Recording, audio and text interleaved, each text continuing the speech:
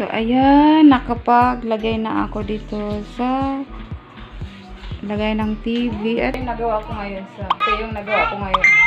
Ayan yung nagawa ko. Ayos. So,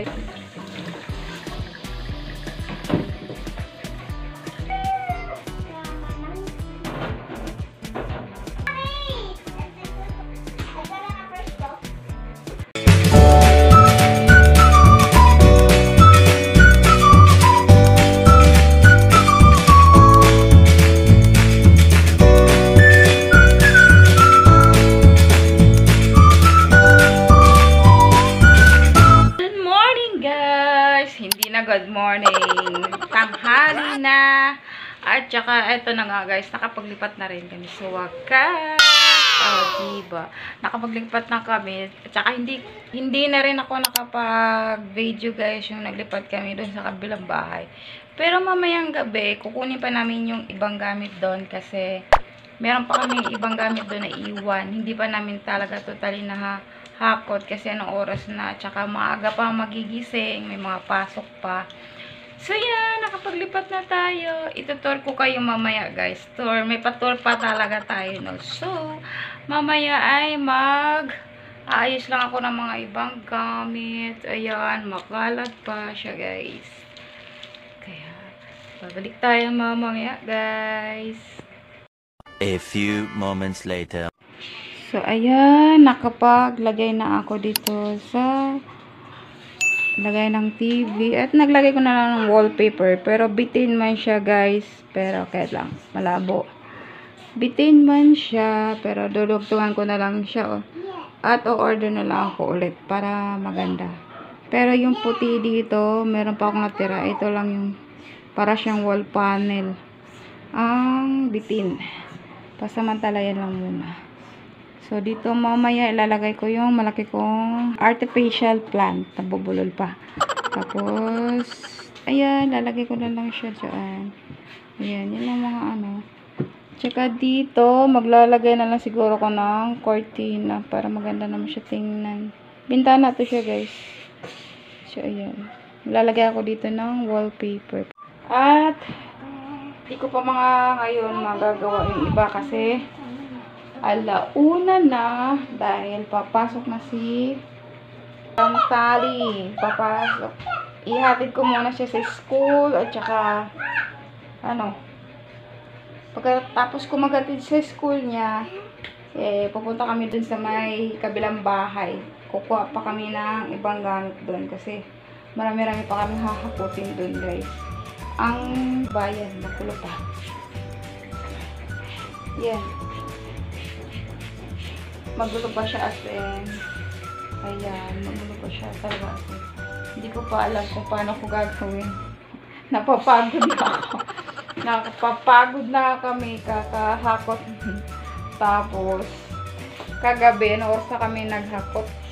Natapos mga Maga 12 na guys. Tapos tawa kami ng tawa dun sa may hagdanan.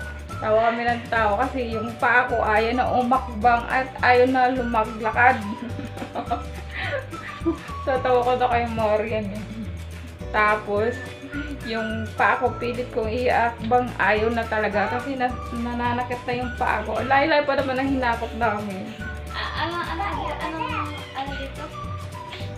Phase 2?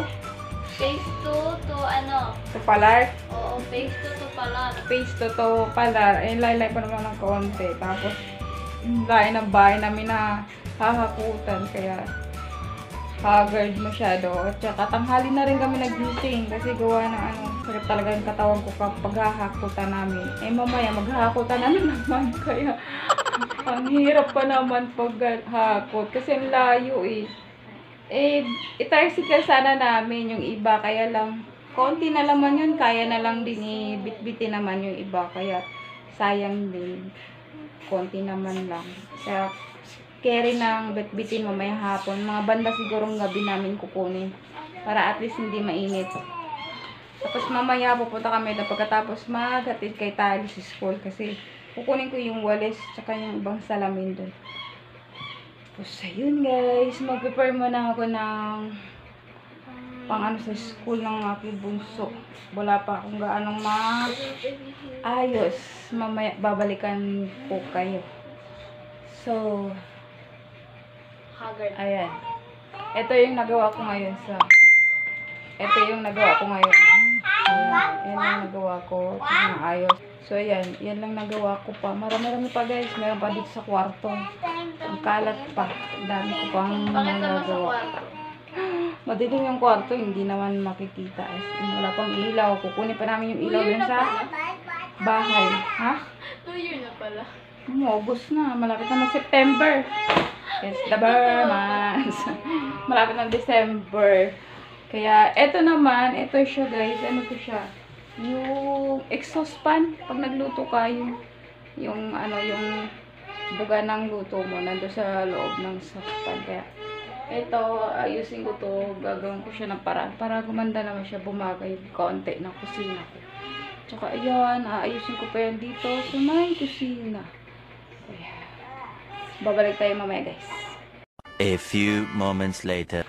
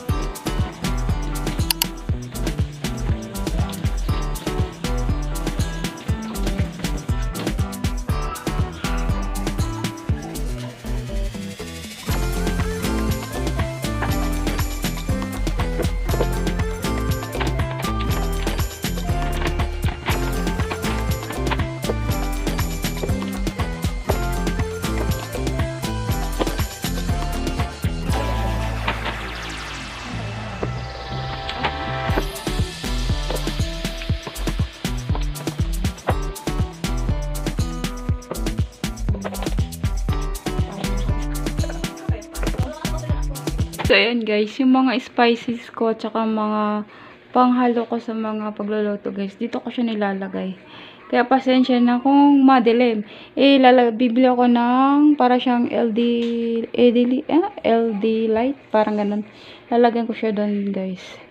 Ang hirap litokin, no? Pero, lalagyan ko siyang ilaw doon sa loob nito, para hanggang dito. Tapos, papunta nito, ilaw, para maliwanag.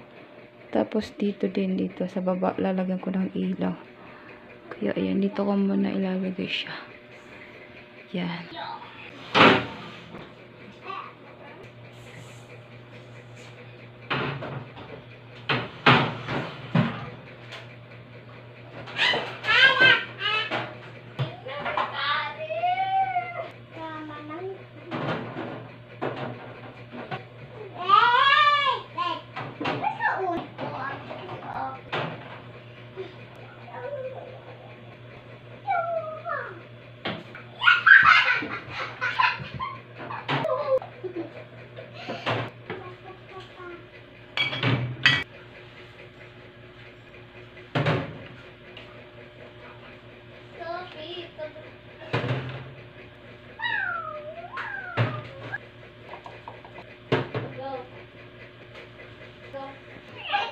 So, ayan na guys. Nilagay ko dito yung oven at saka nilagay ko na yung mga lagayan ko din ng toyo at saka mantika, mga iba pang gamit sa kusina para mas malapit dito sa lutuan. So, nilagay ko na lang siyang artificial plant para maganda naman siya ng kaunti. So, yan.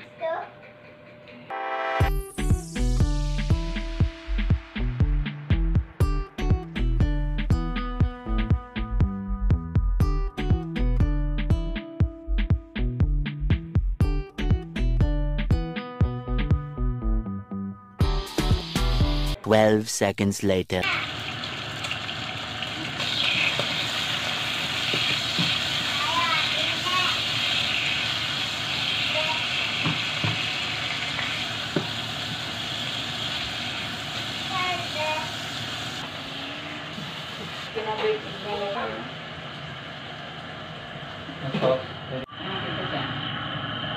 So, ayan na guys. Kain tayo.